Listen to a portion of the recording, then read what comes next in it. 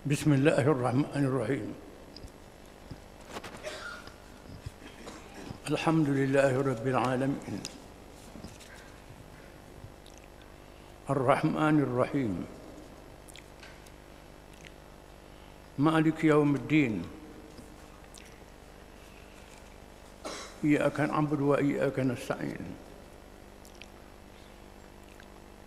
اهدنا الصراط المستقيم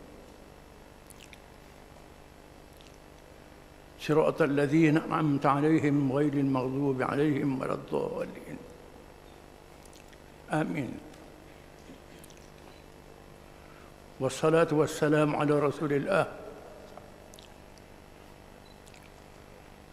وعلى آله وصحبه ومن تبعه ونصره وأبعده. Kita sambung perbincangan beriman kepada Allah. Tasawuf yang salah. Tasawuf maknanya gambaran yang salah, hakikat yang salah. Tasawuf ni istilah ilmu mantik, ilmu logik atau ilmu falsafah.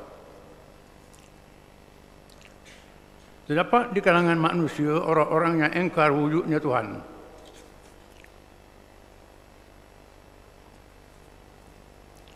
Kerana tidak dapat dikesan oleh panca indera mereka. Dengan mereka menjadikan panca indera sebagai alasan dan berasaskan kepada kebendaan semata-mata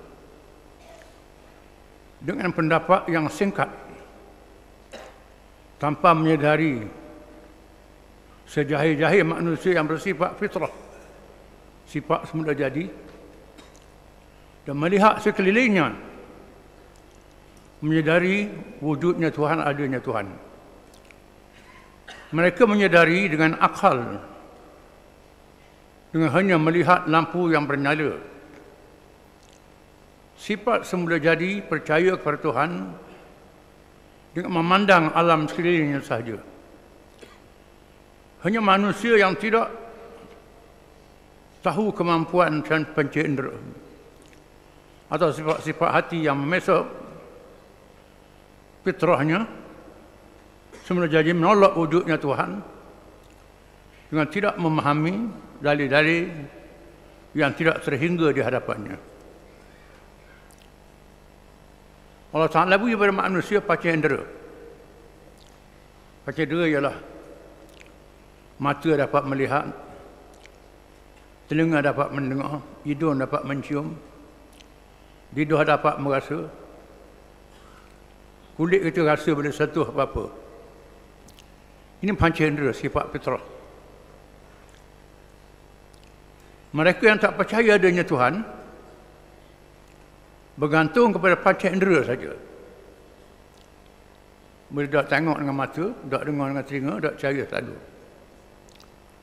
Padahal banyak di sana benda-benda yang ada. Keliling kita banyak sangat. Benda yang gaib, mata tak nampak, hidung tak boleh cium, tak ada rasa pun, banyak. Contohnya angin. Angin berasa je, mata tak ada kelih. Contohnya sakit. Sakit berasa je, nampak sakit, tak nampak. Banyak benda yang ada, kita tak nampak. Tak boleh kelih, tak boleh rasa, banyak. Jadi mereka yang tolak adanya Tuhan ni bergantung kepada nampak saja, dengar saja, rasa saja. Dalam kepala dia ada akal, Tuhan beri akal. Akal ni membezakan manusia dengan binatang, membezakan manusia dengan makhluk-makhluk yang lain. Patutnya guna akal itu.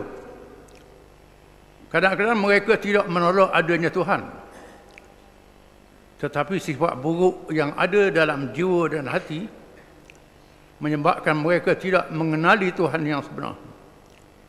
Seperti apa yang dikisahkan kepada kita oleh Allah di dalam Al-Quran. Di antaranya mereka mensyaratkan untuk mengenal Tuhan itu mestilah dengan melihat dan mendengar secara berdepan. Iaitu cara yang tidak menasabah dengan sifat ketuhanan Allah Subhanahu wa taala. Al-Quran menentukan sikap dan tasawur gambaran yang sesak itu dilahirkan kerana sifat jahil, takabur, sombong, menyeleweng dan zalim yang menguasai diri mereka. Kebanyakan mereka ni kenali ahli falsafah, orang bijak pandai. Ahli falsafah ni ahli fikir lah, tapi tak kerti nak mikir. Bila bab Tuhan, akal dia tak sampai. Bukan semua boleh dicapai oleh akal. Ada benda tu, kalau akal pisah juga, punah. Contohnya tenaga elektrik. Tak nampak tenaga elektrik. Tak nampak kipas mesin. Mana ada elektrik ada. Lampu nyala, elektrik ada. Tak percaya. Belah wayar jamah, mampu tu. Mati jawab dia, tak boleh. Itu makhluk. Tuhan lebih lagi. Itu makhluk. Tentang jahil Allah Ta'ala berfirman, وَقَالَ الَّذِينَ لَا يَعْلَمُونَ لَوْلَا يُكَلِّمُنَ اللَّهُ أَوْ تَأْتِينَا آيَةٌ كَذَلِكَ قَالَ الَّذِينَ مِنْ قَبْلِهِمْ مثل قولهم تشابهت قلوبهم قد بينا الآيات لقوم يوقنون. Surah Al-Baqarah ayat 118. Dan berkatalah orang-orang yang tidak mengetahui, yang jahil bebal, mengapa Allah tidak langsung bercakap dengan kami atau datang tanda-tanda kepada kami. Demikian juga orang-orang yang sebelum mereka telah berkata dengan kata-kata mereka, sebenarnya hati mereka serupa, sesungguhnya kami telah menjelaskan tanda-tanda kekuasaan kami kepada kaum yang yakin. Memang benda yang besar, benda yang mulia, payah kita nak jumpa. Ayah nak tengok raja pun contohnya, mudah kita jumpa raja. Oh ya, raja tu ada. Raja tu kecil je banding dengan Tuhan. Presiden. Tengok gambar je. Nak pergi jumpa dia, banyak kawalan-kawalannya, banyak sekatannya. Itu kehebatan dia, kebesaran dia. Kebesaran Allah lebih pada itu lagi. Tak ada banding. Tak boleh nak kenal Allah tu, kenal macam batu cokoh di depan. Macam lembu ada cokoh depan. Batu ada cokoh depan. Macam orang cokoh. Tak boleh begitu. Kebesaran dia hebat. Saya baca lagi. Ayat tersebut menjelaskan kepada kita bahawa kata-kata seperti itu tidak keluar dari orang yang tahu, tetapi dari orang yang jahil. Kerana orang-orang yang tahu itu mengetahui bahawa tidak mengenali Allah itu memadai dengan dalil-dalilnya sahaja. Orang yang akal dia tajam, tengok dalil percaya selalu. Macam tu lah, macam ada elektrik. Nampak perkiraan mesin ada, kita percayalah. Tak nanti nak rasa baru percaya. Kalau nak rasa baru percaya, mati dah darah orang lah. Jawab dia, tak boleh. Tentang takabur pula Allah telah berfirman, وَقَالَ الَّذِينَ لَا يَرْجُونَ لِقَاءَنَا لَوْلَا أُنْزِلَ عَلَيْنَا الْمَلَائِكَةُ أَوْ نَرَى رَبَّنَا لَقَدِ اسْتَكْبَرُوا في أنفسهم وعلوا علوا كبيرا يوم يرون الملائكة لا بشرى يومئذ للمجرمين. Surah Al-Furqan ayat 21 dan 22. Berkatalah orang-orang yang tidak mengharapkan pertemuan dengan kami, dia tak percaya temu Allah. Padahal dia tengok orang mati hari-hari, dia tak percaya matinya bertemu dengan Allah. Mengapakah tidak diturunkan kepada mereka malaikat? Atau mengapa kita tidak melihat Tuhan kita? Sesungguhnya mereka memandang besar tentang diri mereka, dan mereka benar-benar telah melampaui batas. Pada hari mereka melihat malaikat, tidak ada khabar gembira bagi orang-orang yang berdosa. Bila mati nampak malaikat mari, apa barulah. Malaikat tu tak ada apa dah. Itu sifat orang yang sombong, takabur terhadap Allah Ta'ala. Ayat di atas menunjukkan bahawa sifat takabur itu menyebabkan manusia itu berfikir tentang Tuhan secara yang menyesatkan dan tidak menampakkan bagian jalan yang betul. Allah SWT menceritakan kepada kita tentang penyelewengan Fir'aun. Wa qala Fir'aunu ya Haman ibni li sarhan la'ali ablugh al-asbab as-samawat فاطلع إلى إله موسى وإني لأظنه كاذبا وكذلك زين للفرعون سوء عمله وصد عن السبيل وما كيد فرعون إلا في تباب. Surah Ghafir ayat 36-37. Artinya, dan berkatalah Fir'aun, hai Haman. Haman ni Perdana Menteri dia. Fir'aun raja Mesir.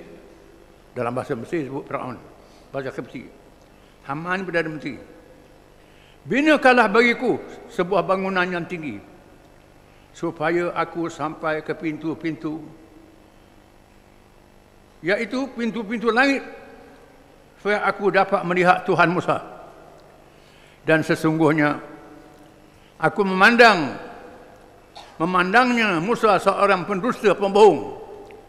Demikianlah dijadikan Fir'aun memandang baik perbuatan yang buruk, dan dia dihalangi dari jalan yang benar, dan tipu daya Fir'aun itu tidak membawanya malaikat ke dalam kerugian dan kebinasaan. Nyombong, bahasa dia raja besar pada Tuhan, lagi mengaku itu Tuhan. Nak bukti dia tengok Tuhan Musa. Hak Musa beritahu tu bohong je.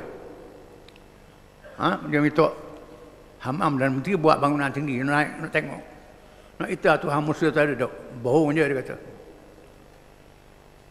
Tentang zalim pula Allah SWT berfirman, wa in qultum ya Musa lan nu'mina laka hatta nara Allah jahrah fa akhadhatkum as-sa'iqatu wa antum tanzurun. Surah Al-Baqarah ayat 55. Artinya, dan ingatlah ketika kamu wahai Bani Israel berkata, wahai Musa, kami tidak akan beriman kepadamu sebelum kami melihat Allah dengan terang. Kerana itu kamu disambut peti, sedangkan kamu menyaksikannya. Bani Israel cabut Nabi Musa tunjuk Tuhan, biar nampak Tuhan. Kau nampak baru percaya, kau tidak ada percaya. Padahal Tuhan selamatkan mereka daripada kezaliman Fir'aun secara mukjizat. Luar biasa, tunduk depan dia. Fir'aun dalam tentera yang dia tenggelam dengan Allah dalam laut dengan mukjizat Nabi Musa. Mukjizat itu tanda kekuasaan Allah. Bukti Allah Maha Berkuasa, boleh buat segalanya. Tuhan tu ada. Nak tengok dengan mata. Sombongnya Bani Israel ni. Lalu disambut peti mati, habis mati, dan dihidupkan semula supaya sedar insaf. Dalam ayat yang menceritakan Nabi Musa minta nak tengok Tuhan, bila Tuhan bercakap dengan Nabi Musa, Nabi Musa ni salah satunya Rasul yang Tuhan bercakap. Nabi lain melalui wahyu malaikat Jibril. Wa kallama Allah Musa taklima. Allah Ta'ala bercakap dengan Nabi Musa dengan cakap-cakap yang nyata. Cakap-cakap yang nyata dengan sifat Allah Ta'ala yang tak sama dengan makhluk, tak boleh digambarkan kehebatannya. Lalu Nabi Musa minta, Rabbi arini anzur ilaik. Wahai Tuhan, tunjukkan aku nak tengok. Nak kelih dengan cakap saja. Tuhan sayang Nabi Musa. Nabi Musa dah percaya. Percaya pada Tuhan. Tapi nak buktikan, nak tambahkan iman. Tuhan kata, antara ni mudah boleh tengok aku, walakin unzur ila al-jabal. Tengok ke gunung, turut saya nak. Mu tengok gunung tu sana, gunung tu nak yang besar. Batu setokor gunung. Falamma tajalla rabbu ja'alahu dakka. Bila Tuhan menjelma pada Nabi Musa, ulama mengatakan penjelmaan itu hijab, bukan Tuhan, hijab. Hijab tu satu riwayat kata nar, api. Riwayat kata cahaya yang mendinding antara kita dengan Tuhan, tak apa. Tengok hijab tu saja, ja'alahu dakka. Gunung tu sana yang besar hancur. Sama rata dengan tanah. Nabi Musa pensan, Nabi Musa. Pensan. Lepas pensan, sedua Nabi Musa kata, aku beriman. Aku yang pertama sekali beriman pada Muhammad Tuhan. Letak kehebatan Allah Ta'ala. Di mana ada riwayat mengenai Nabi kita juga bertemu Tuhan malam Isra' dan Mi'raj. Ada ulama mengatakan hari kiamat boleh menghadap Tuhan. Disebut dalam Quran, ada ulama mengatakan demikian walaupun khilaf. Itu kehebatan Allah Ta'ala. Kehebatan dia, segala yang dia lihat hancur. Hancur, segala yang dia lihat hancur. Gunung, bumi, matahari hancur. Macam mana kita kecil ni nak depan kehebatan Tuhan. Bila mana Israel minta nak tengok Tuhan, disambut peti. Firman Allah Ta'ala, faqad sa'alu Musa akbar min dhalik faqalu arina Allah jahratan fa'akhadathum as-sa'atu bizulmihim. Surah An-Nisa ayat 153. Artinya maka sesungguhnya mereka telah meminta kepada Nabi Musa yang lebih besar dari itu. Mereka berkata, perlihatkanlah kepada kami akan Allah dengan nyata. Maka mereka dia sambung peti kerana kezaliman mereka. Mereka tunjuk sombong sangat, dia sambung peti. Bani Israel. Kita umat Muhammad ni tak dapat sangat itu. Adalah tidak kena pada tempatnya mereka meminta begitu. Bahkan sikap yang demikian merupakan kezaliman terhadap kebenaran.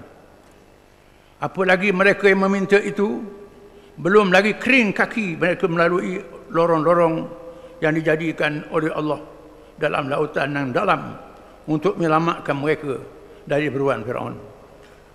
Cukuplah dengan Nabi yang dilantik.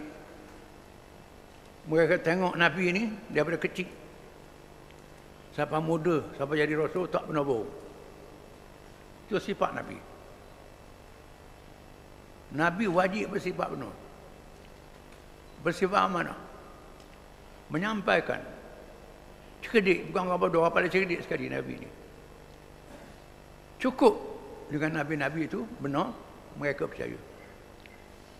Cukup dengan dalil-dalil yang disebut dalam kitab Allah Ta'ala tentang umat zaman dahulu. Umat ribu-ribu tahun dulu. Kaum Nabi Nuh, kaum Ad, kaum Samud yang dibinasakan oleh Allah. Kesan-kesannya masih ada lagi. Kaum Lut yang dilingkup negerinya di laut mati masih ada kesan dia tengok. Mereka pergi berniaga di Syam. Lalu waktu pagi atau malam. Tengok tempat yang pernah dibinasakan oleh Allah. Semua itu benar. Apa yang kita Allah Quran cerita benar. Disebut dalam Taurah, disebut dalam Injil. Disebut dalam kitab-kitab zaman dahulu. Maka cerita berkenaan dengan Allah adalah benar. Cerita berkenaan hari kiamat adalah benar. Semua yang ada dalam Quran adalah benar. Kita kena percaya. Cukup dengan itu. Macam mana cara nak kenal Allah? Jalan ma'rifatullah. Cara nak kenal Allah Ta'ala. Wallahu a'lam.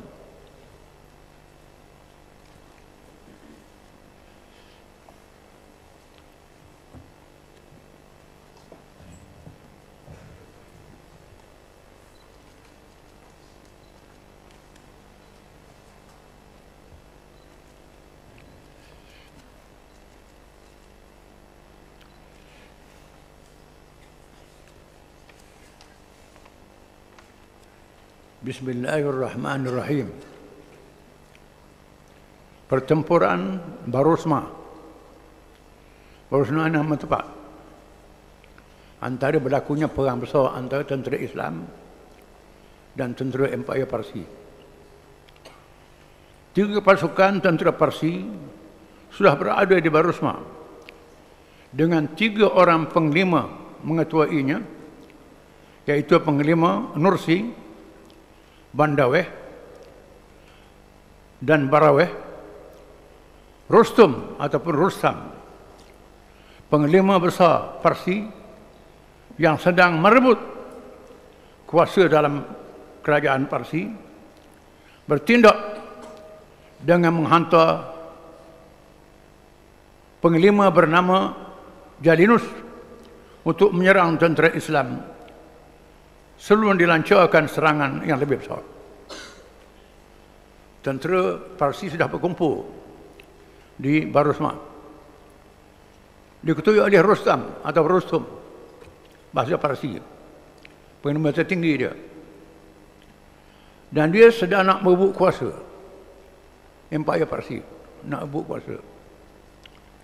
Apa yang menarik, bila Raja Parsi terima surat daripada Nabi, dia siap surat Nabi, hina utusan Nabi.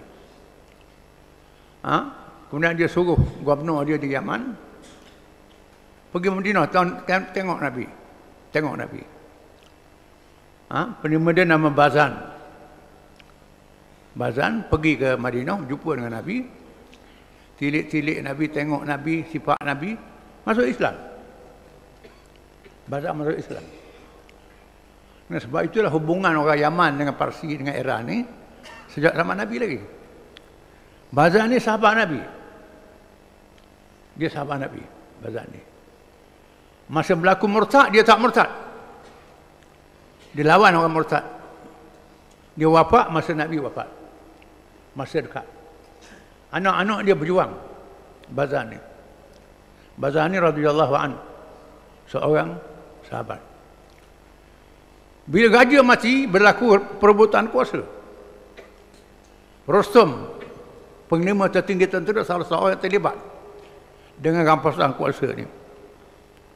Abu Ubaid bertindak lebih cepat sebelum musuh bergerak untuk menyerang dan bersatu. Kesemua pasukan itu dimusnahkan dan penglima Al-Musanna diarah untuk menyerang lebih jauh, sehingga beberapa wilayah menyerah diri dan tunduk di bawah pemerintahan Islam. Abu Ubaid yang gagah berani ini, dia serang dulu, belum tentera Parsi bersedia, dia serang dulu, menyebabkan dikalahkan. Kemudian diarahkan Al-Musanna. Al-Musanna ialah pemimpin Bani Syaiban yang pernah berjumpa dengan Nabi masa belum hijrah. Diarahkan menyerang lebih dalam, lebih jauh lagi. Sepatutnya ketiga-tiga pasukan musuh boleh mengepung tentera Islam dengan menyerang dari segenap penjuru mengikut kedudukan mereka. Akan tetapi pertolongan Allah Subhanahu Wa Taala menjadikan mereka terlambat, sehingga tentera Islam lebih cepat membinasakan secara berasingan. Kalah tentera Parsi. Pertempuran Jambatan dan syahidnya Abu Ubaid. Parsi ini kuasa besar. Tentera dia ramai, juta-juta. Habis perang ni ada lagi lain pula. Tentera Parsi yang diketuai penglima Jalinus berundur, lalu bergabung dengan bala tentera tambahan, sehingga menjadikan jumlahnya lebih besar. Bala tentera Parsi disertakan dengan tentera Gajah yang diikat loceng bagi menakutkan kuda-kuda. Disertakan dengan loceng bagi menakutkan kuda-kuda milik tentera Islam. Panglima besar Parsi Rustum melantik Panglima Bahman Jasaweh dengan menyerahkan bendera besar yang dipuja oleh tentera Parsi. Dia puja. Bendera besar. Duduk depan sekali. Bendera tersebut dijahit daripada kulit harimau. Panjangnya 12 hasta dan lebarnya 8 hasta. Tentera besar ini digerakkan untuk menggempur tentera Islam yang diketuai oleh Abu Ubaid. Tentera lebih besar untuk lawan tentera Islam dipimpin oleh Abu Ubaid. Isteri Abu Ubaid bernama Daumah memberitahu Abu Ubaid bahawa beliau bermimpi melihat seseorang yang turun dari langit membawa bekas minuman, lalu diberi minum kepada Abu Ubaid, kemudian kepada anak-anaknya dan beberapa orang daripada kalangan ahli keluarganya yang menyertai bala tentera Islam. Abu Ubaid terus menjawab bahawa mimpi itu menunjukkan beliau akan gugur syahid. Dia tak habis mimpi dia. Bini nikah pun mimpi ada orang buat tu air minum. Dia minum, anak-anak dia minum. Anak-anak dia banyak sekali minum juga. Turun dari langit. Dia kata, aku nak mati ni, mati syahid. Dia tak habis. Orang Arab ni dia pandai tak habis mimpi. Mati syahid. Abu Ubaid terus memberikan wasiat, sekiranya beliau gugur syahid, maka hendaklah digantikan dengan senarai nama 9 orang dalam kalangan anak-anak dan keluarganya, sebagaimana yang dilihat meminum air dalam mimpi tersebut. Dia bersiap, kalau aku mati syahid, ganti dengan anak-anak, ganti dengan waris, ganti hak yang minum air, hak dalam mimpi itu, ganti orang ni. Tentera Islam bersemuka dengan tentera musuh yang besar dan lengkap dengan pasukan bergajah di medan yang dipisahkan oleh sebatang sungai. Sungai tersebut dihubungkan dengan sebuah jambatan yang digantungkan dengan tali. Tentera Islam duduk seberang ini, tentera musuh seberang. Ada jambatan tali, ikat dengan tali. Pihak Parsi mencabar tentera Islam supaya membuat pilihan sama ada mahu menunggu ataupun menyeberangi sungai. Maka panglima tentera Islam mencadangkan kepada Abu Ubaid supaya mereka menunggu dan musuh menyeberangi sungai adalah lebih baik sebagai strategi menghadapi musuh yang lebih besar. Panglima dia cadang, kita tunggulah biar dia jemerang. Itu cara lebih baik. Biar dia jemerang, kita tunggu. Abu Ubaid ini nak tunjuk hendak dia. Namun begitu Abu Ubaid menjawab, la yakunu ajra'a 'ala al-maut minna. Mereka tidak boleh berani daripada kita untuk mati. Jangan tunjuk kita takut mati, biar dia takut mati. Kata Abu Ubaid. Seterusnya Abu Ubaid pun menggerakkan tenteranya untuk menyeberangi sungai. Tentera Islam berada dalam kawasan yang sempit dan susah bergerak, menyebabkan 10,000 orang tentera Islam tidak boleh diatur dengan baik di kawasan yang sempit itu. Mereka diserang hebat oleh tentera Parsi yang besar dengan tentera bergajah yang disertakan dengan paluan loceng, telah menakutkan kuda yang ditunggangi. Gajah pula besar, ada loceng pula, loceng besar pula, menyebabkan kuda tak boleh tengok ni melapar. Jadi susah tentera Islam nak lawan. Hal tersebut menjadikan keadaan lebih kelam kabut Manakala tentera pekuda Islam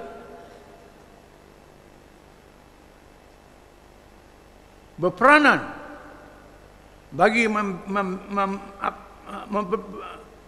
berperanan lagi, tidak berperanan lagi, menyebabkan tentera berkuda tidak berperanan.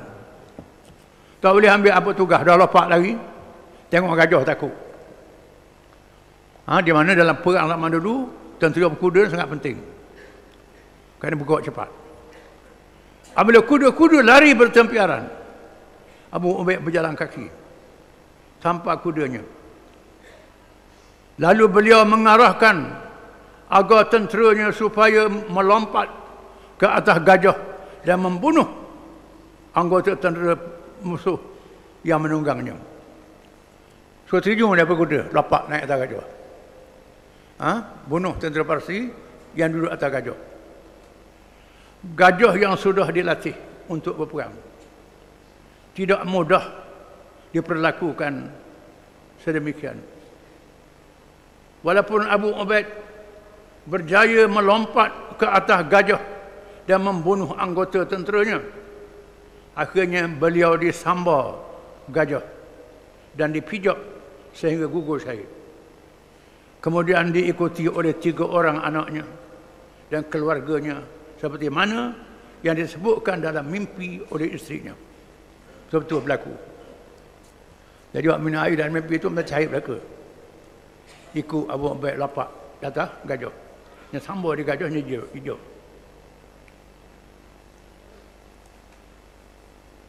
Ketika pertempuran berlaku sengit, situasi tersebut memaksa tentera Islam untuk berundur, mengambil langkah bagi mengatur semula serangan. Akan tetapi amat sukar bagi mereka untuk mengambil langkah disebabkan oleh kawasan yang terhimpit, sehingga menyebabkan ramai yang gugur syahid dan tercedera. Kawasan sempit, nak susun tentera payah, menyebabkan ramai yang mati tentera Islam, gugur syahid. Al-Musanna mengatur langkah. Musanna memang terkena bijak macam Khalid bin Walid juga. Al-Musanna datang dengan bala tenteranya pada sebelah petang. Ketika tentera Islam yang tidak terkawal berundur menaiki jambatan gantung untuk menyeberangi sungai. Pada saat itu pula datang Abdullah bin Marsad As-Saqafi, memotong tali jambatan bagi menghalang tentera Islam yang berundur dan berkata, ayuhan nas, mutu ala ma mata alaihi umara'ukum atau tazfaru, wahai seluruh tentera Islam, matilah bersama dengan para pemimpin kalian yang sudah mati syahid, atau berjuang untuk kemenangan. Nyekak tali jambatan utuh, nak undur tak boleh, sekat. Perlu ambil strategi. Apabila jambatan runtuh, hal itu menyebabkan ramai tentera yang mati kelemasan kerana jatuh ke dalam sungai. Al-Musanna memukul Abdullah bin Marsad kerana tindakan yang salah itu dan berkata, Musanna kata orang yang suka tadi itu, Abdullah bin Marsad, dan berkata, ma hamalaka ala alladhi zana'ta, mengapa kamu melakukan perkara ini? Allah menjawab, liyuqatilu, supaya menghalang mereka daripada berundur. Utuh yang batang dia undur lah, tapi tak dia nak berlawan, tepat speed. Al-Musanna kemudian memimpin tentera dengan memberikan arahan dan mengatur strategi perang yang bijak. Beliau mengarahkan supaya tali jambatan diikat semula sambil memimpin pasukan menentang musuh yang datang. Seterusnya, beliau mengarahkan yang lain supaya berundur dahulu menyeberangi sungai bagi mengatur serangan balas. Berikut akhirnya, semua tentera berjaya menyeberang sungai, manakala Al-Musanna dan pasukannya adalah yang paling akhir menyeberangi sungai. Sebahagian berundur bila yang bangsa ikat balik, sebahagian lawan musuh. Dia bagi dua tentera. Pertempuran ini mengorbankan 4,000 orang para sahabat syuhada, antaranya daripada kalangan para sahabat radhiyallahu anhum, dan 5,000 orang anggota tentera dapat menyeberang dengan selamat. Adapun tentera Parsi yang berjaya dibunuh adalah seramai 6,000. Parsi ramai lagi, 6,000 masih diramai. Pertempuran ini mendedahkan kepintaran Al-Musanna memimpin tentera dan kesilapan langkah Abu Ubaid akibat tidak menerima nasihat para penglimanya. Abu Ubaid memutuskan untuk menggerakkan tentera Islam ke tempat yang tersebut sehingga susah untuk mengatur langkah bagi memerang dan bertahan, menyerang dan bertahan. Keadaan lebih menyulitkan lagi apabila hilangnya tentera berkuda, pasukan yang sangat penting pada zaman itu. Hal tersebut kerana tentera berkuda bukan sahaja cepat bergerak untuk menyerang, bahkan menjadi pelindung kepada pasukan berjalan kaki. Tentera berkuda ni penting. Zaman sekarang ni tentera udara lah, untuk melindung tentera darat. Itu peranan dia. Bila tentera berkuda tak boleh main peranan, dalam bahaya. Langkah Al-Musanna mengarahkan supaya berundur dan mengikat semula jambatan, bukannya menyerah kalah, dan berundur kerana lari dari medan perang. Sebaliknya untuk mengambil langkah baru yang perlu diatur semula bagi meneruskan perjuangan. Dia suruh undur tu bukan lari, nak atur strategi baru untuk serang balik. Hal ini menepati firman Allah Ta'ala dalam Quran. Ya ayyuhalladzina amanu idza laqitumul ladzina kafaru zahfan fala tuwalluhumul adbar wa man yuwallihim yawma idzin duburahu illa mutaharrifan liqitalin aw mutahayyizan ila fi'atin faqad ba'a bighadabin min Allah wa ma'awahu jahannam wa bi'sal masir. Surah Al-Anfal ayat 15 hingga 16. Wahai orang-orang yang beriman, apabila kalian bertemu dengan orang-orang kafir yang sedang mara menyerang, maka janganlah kalian berpaling undur daripada menentang mereka. Dan sesiapa yang berpaling undur daripada menentang mereka pada ketika itu, kecuali ia bergerak ke arah lain untuk menjalankan tipu helah mazhab peperangan, atau hendak menyatukan diri dengan pasukan yang lain, maka sesungguhnya ia tetaplah mendapat kemurkaan daripada Allah, dan tempatnya ialah neraka Jahannam.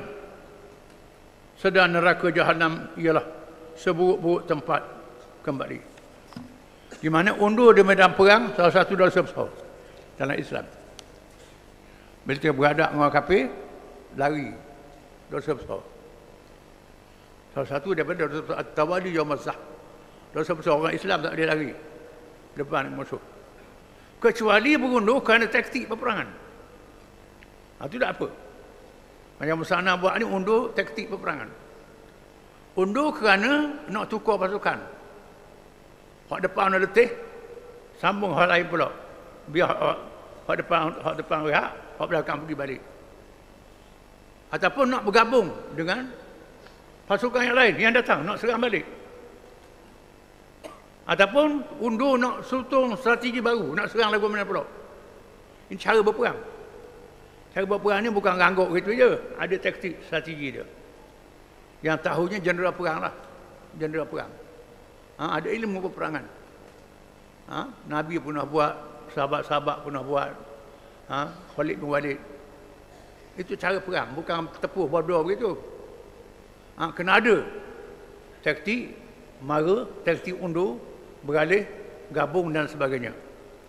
Kalau berundur kerana nak gabung dengan tentera bantuan, tak ada salah.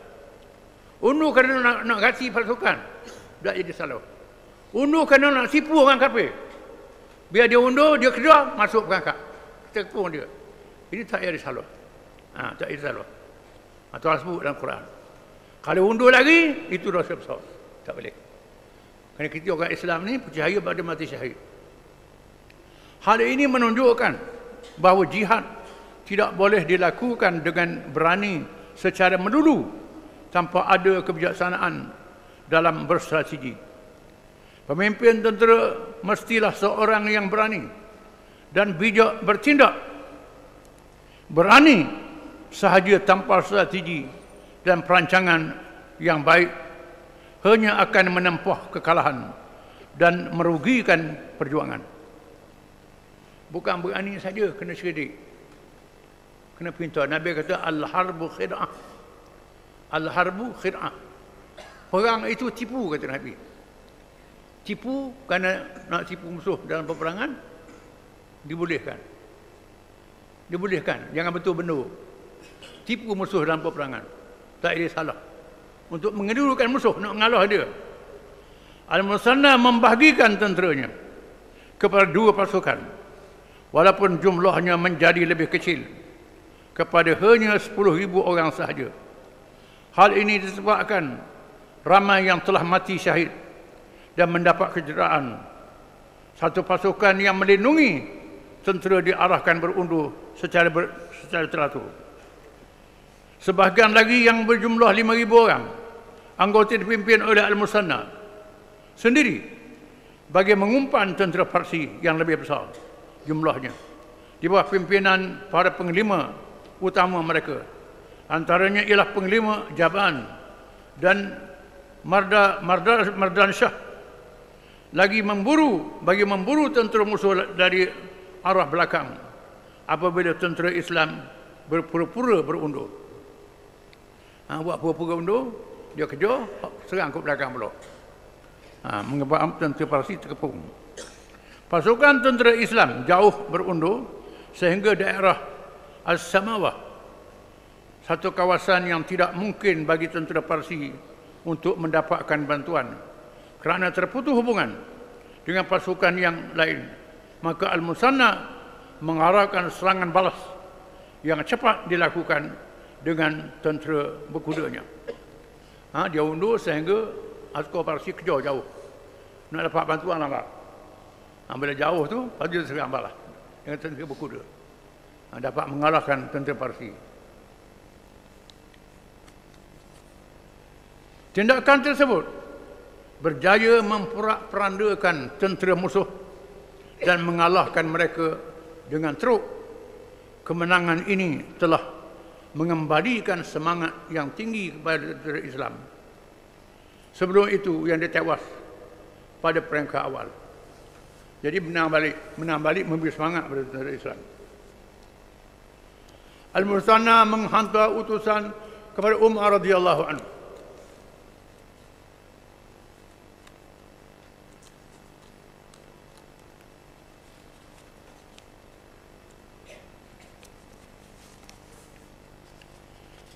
Al-Musanna walaupun mengalami kecederaan, beliau terus mengarahkan pembantunya untuk mengumpulkan semula tentera yang berundur.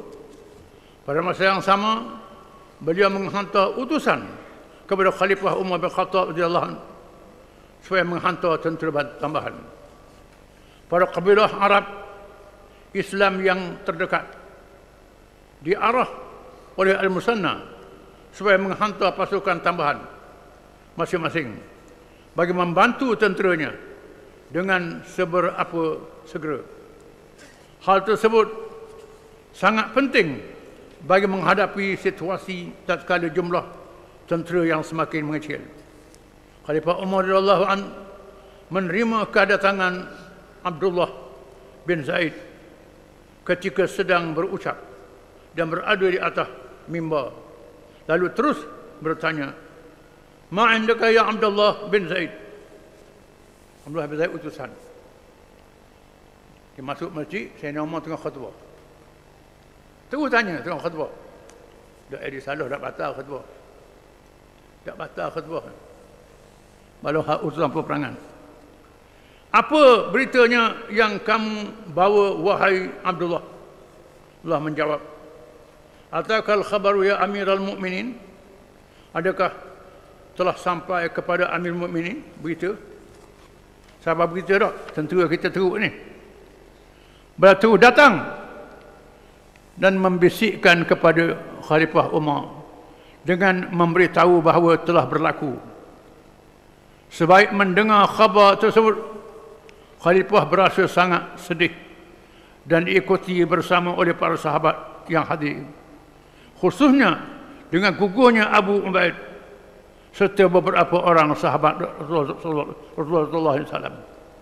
Khalifah Umar radhiyallahu terus mengarahkan supaya dikumpulkan tentera tambahan, antaranya melibatkan Jarir bin Abdullah Al-Bajali bersama suku kaumnya. Selain itu Hamzah bin Ar-Rabi', Rabi' bin Amir dan ramai lagi pemimpin yang lain bersama kabilah masing-masing. Suruh atau bantuan. Daftar diri masing-masing untuk pergi tolong tentera Islam. Pertolongan Allah Subhanahu wa taala. Wallahu a'lam.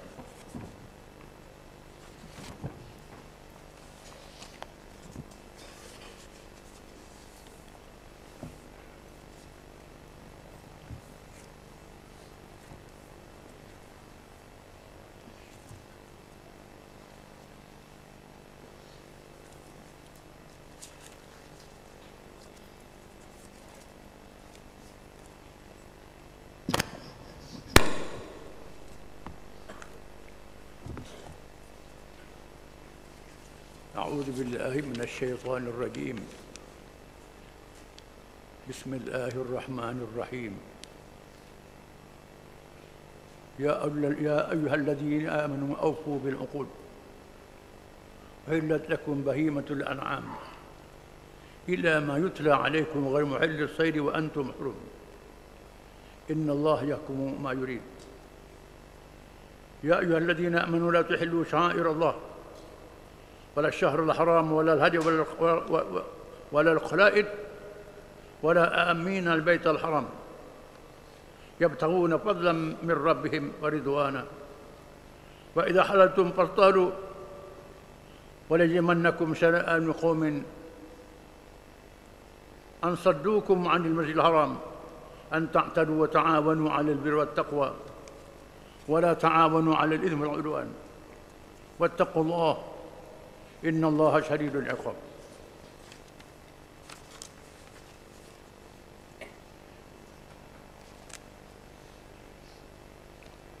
Dengan nama Allah yang Maha Pemurah lagi Maha Mengasihani. Wahai orang-orang yang beriman, penuhi serta sempurnakanlah perjanjian-perjanjian.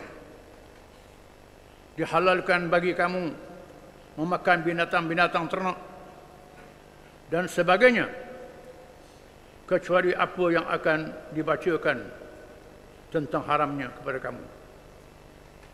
Halnya binatang-binatang ternak dan sebagainya itu tidak pula berarti kamu boleh menghalalkan perburuan ketika kamu dalam keadaan berihram. Sesungguhnya Allah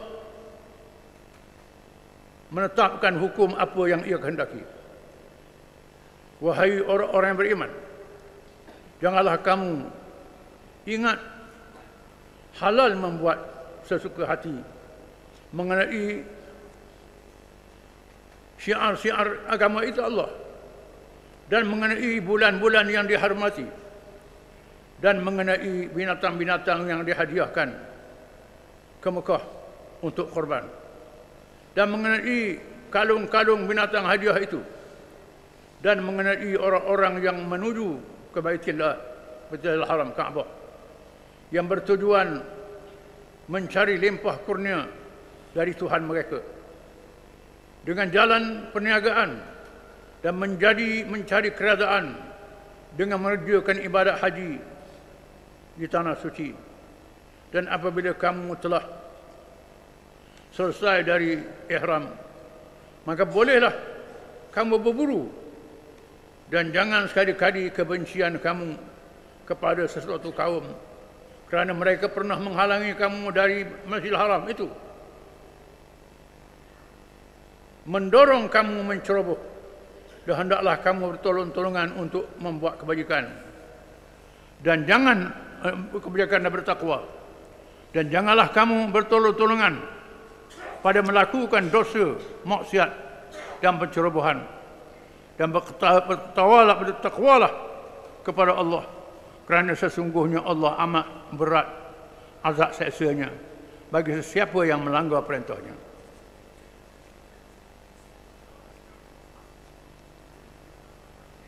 Kita mulakan tafsir surah Al-Ma'idah.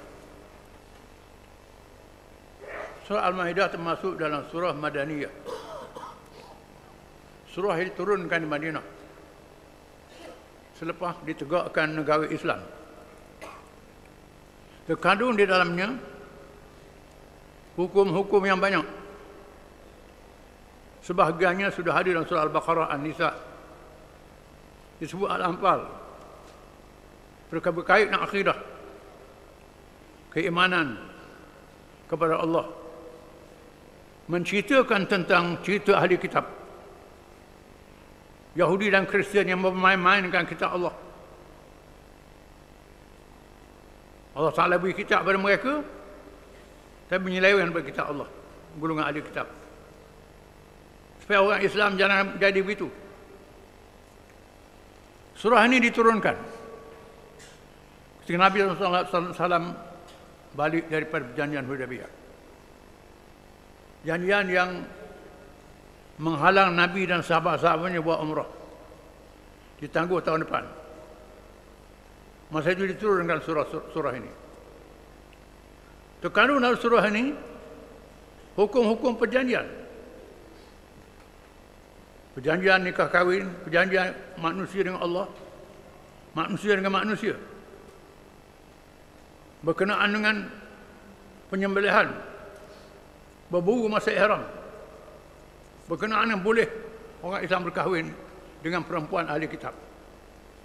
Orang Islam dibolehkan kahwin dengan perempuan Yahudi dan Kristian. Disebut kisah murtad, hukum bersuci, ambil air semayang, wuduk, tayamum, hukum hudud yang berkait dengan pencuri, kesalahan mencuri, jenayah harta, yang berkait dengan merampok, menyamun, melakukan huru-hara, hukum minum arak dan berjudi, hukum denda sumpah, langgar sumpah, hukum membunuh buruan masa buat ihram, wasiat ketika mati, ketika nazak, dan beberapa pantang larang yang dilakukan oleh orang jahiliah yang tak menempati hukum syara. Surah ini menyebut kisah penyelewangan Bani Israel yang sangat menarik apabila mereka baru saja ditolong oleh Allah Ta'ala setelah dizalimi bertahun-tahun oleh Fir'aun dan kerajaannya. Allah Ta'ala selamatkan Bani Israel secara mukjizat. Ditenggelamkan Fir'aun dan bala tenteranya dalam Laut Khalzum, Laut Merah. Habis dibinasakan secara luar biasa. Lepas tu Bani Israel menyeleweng. Padahal Allah Ta'ala tolong mereka secara mukjizat. Antaranya Nabi Musa ajak mereka berjihad masuk ke Palestin. Palestin yang dimakmurkan oleh Ibrahim AS. Sudah ada manusia masa itu Ibrahim masuk ke Palestin, berhijrah daripada Babil, daripada Iraq. Ibrahim duduk di Palestin. Lepas Ibrahim masuk, Allah Ta'ala lahirkan daripada Ibrahim ini nabi-nabi dan rasul-rasul. Sepatutnya mereka menegakkan negara Islam yang beramal dengan kitab Taurah yang diwahyukan kepada Nabi Musa AS, disambut oleh nabi-nabi Bani Israel. Tapi mereka tak mahu pergi berjihad. Tadi Allah Ta'ala tolong mereka dengan mukjizat. Dia tenggelamkan tentera Fir'aun secara sekelip mata. Sekarang Allah Ta'ala suruh berperang. Perang lawan musuh, kaum Jabarin. Tiba-tiba mereka menaruh takut nak pergi perang. Kalau Allah berjanji akan memberi kemenangan kepada mereka. Jangan takut. Allah Ta'ala tolong. Mereka tak mau pergi, takut nak pergi perang. Yang terbuka sanggup 2 orang. Iaitu Yusha bin Nun dan Kalib. 2 orang sahabat saja. Nabi Musa dengan Nabi Harun. 2 beradik Nabi ini. Nabi Musa sangat sedih. Sekarang baca kisahnya.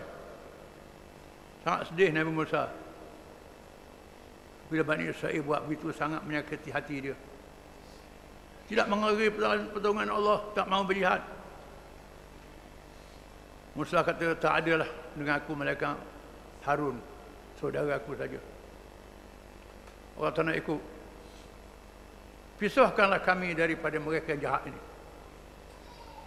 Allah Ta'ala hukumkan Bani Israel sesak selama 40 tahun. Sesak di padang pasir selama 40 tahun. 40 tahun ni mereka yang tua masa awal tu mati lah. Nak generasi baru. Dia sesakkan Allah 40 tahun. Nabi Harun diwafatkan. Kemudian Nabi Musa diwafatkan oleh Allah. Bila Nabi Harun wafat, buat fitnah pula. Kata Nabi Harun bunuh. Nabi Musa bunuh Nabi Harun. Difitnahnya Nabi Musa AS. Dahlah Nabi itu tolong mereka, memimpin mereka berjasa besar. Difitnahnya pula, ini perangai Yahudi. Sampai ni berperang Huduh tu mesti hadir lagi. Sebab tu orang Yahudi disebut Al-Maghdubi alaihim. Kau yang dimurkai oleh Allah. Kau yang tahu benarnya agama Allah, tak beriman pada agama Allah. Tahu Nabi-Nabi, tak beriman Nabi-Nabi. Macam iblis. Sombong, tengok syurga, tengok neraka, iblis ni. Cerdik pula, bijak pula. Cerdik menipu. Cerdik menipu, abah wastakbara. Cerdik menipu, tak ada guna. Cerdik, bila sombong, tak mau beriman. Ini perangai Bani Israel, mereka rasa mereka bijak. Allah Ta'ala delahkan. Dia delahkan surah Al-Ma'idah juga. Pembunuhan yang pertama adalah sejarah manusia. Qabil membunuh Habil. 2 orang anak Adam berkelahi menyebabkan berlaku pembunuhan. Disebut dalam kisah ini. Untuk jadi pengajaran kepada kita, ada manusia yang ikut hawa nafsu, ada manusia yang gunakan akal. Terlalu banyak tanggungjawab diturunkan dalam surah Al-Ma'idah ini. Banyak perjanjian kita dengan Allah. Jadi orang Islam mesti tegakkan Islam. Tanggungjawab dengan sesama manusia. Sehingga masa surah ini diturunkan, Nabi duduk atas unta. Bergakak tu dalam unta. Beratnya surah ini macam nak patah tu dalam unta tu. Unta ni binatang besar yang boleh angkat barang-barang berat. Unta ni. Beratnya surah Ma'idah ni sampai bunyi. Tulang unta pun Nabi turun daripada unta. Untuk punya wahyu surah Al-Ma'idah. Yang beratnya tanggungjawab surah Al-Ma'idah. Yang wajib bagi orang Islam. Bukan saja jadi Islam, kena amal hukum-hukum Allah. Yang ada dalam Quran itu. Jangan jadi macam orang Yahudi. Macam kedai bawa kitab. Baca saja kitab. Baca bukan main sedap, belagu baca. Baca Taurat tu. Tapi tak amal hukum dia. Tak amal petunjuk dia. Baca saja. Tak ikut petunjuk yang ada dalam kitab Taurat. Bila kita orang Islam, kalau duduk balik, duduk baca, duduk molek baca saja. Tak ikut petunjuk Quran. Quran hudal linnas. Dari kitab Al-Arabi hudal lil muttaqin. Kitab Quran ini tidak syak lagi, petunjuk kepada orang bertakwa. Tuhan suruh jadikan Quran sebagai petunjuk, bukan untuk baca saja. Memanglah kita kena baca Quran molek-molek. Dengan tajwid dia bacaan kena betul. Yang penting ialah ikut petunjuk Quran. Kalau orang Islam ikut petunjuk Quran, mereka menjadi kuasa besar yang hebat dalam dunia. Ketika Quran ditegakkan zaman Nabi dan zaman sahabat Khulafa' Ar-Rasyidin, zaman Umayyah dan Abbasiyah, Utsmaniyah, Islam jadi kuasa besar tunggal dunia. Tak ada siapa yang boleh lawan kuasa Islam. Tentera Islam kuat. Islam kuasa besar. Berada negeri Islam dizalimi duknyanya, tentera Islam pergi selamatkan orang Islam. Walaupun seorang. Hari ini di Palestin, ribu-ribu orang Palestin kena bunuh. Sebab dia nak buat apa? Lemah sangat. Tak gerak duduk kelahi sama sendiri, balas sama sendiri. Tak pegang dengan Quran sungguh-sungguh, tak faham Quran sungguh-sungguh. Ini puncanya. Banyak hukum-hukum disebut dalam surah Al-Ma'idah yang kita akan ikuti insya-Allah satu persatu. Hukum yang berkait dengan peribadi, berkait dengan keluarga, berkait dengan masyarakat dan negara. Wallahu a'lam.